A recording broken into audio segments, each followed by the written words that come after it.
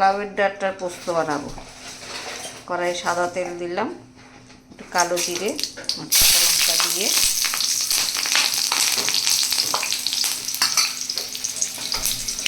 লাউ ডাঁটাটা দিয়ে দিলাম। অল্প নুন আর হলুদ দিয়ে ভালো করে মিশিয়ে নিচ্ছি।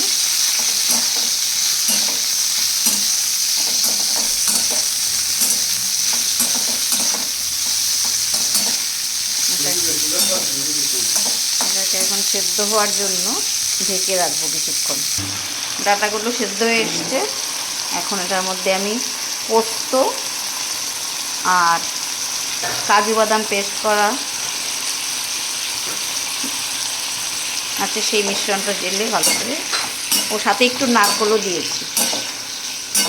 এটাকে ভালো করে মিশিয়ে নিচ্ছি।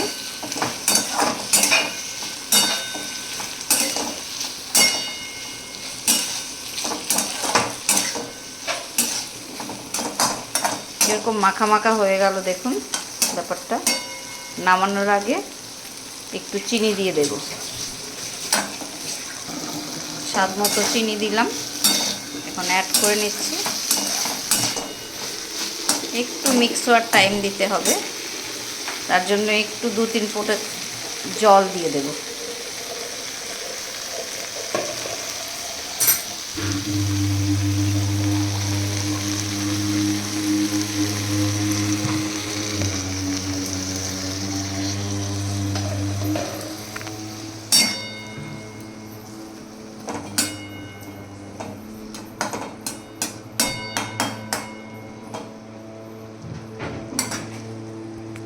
এরকম হবে দেখতে। সাথে আপনারা ইচ্ছা করলে আলু পাতলা পাতলা কেটে দিতে পারেন, আমি খালিই করলাম। এটা মজে গেলে একটু ঘি দিয়ে নামিয়ে নেব।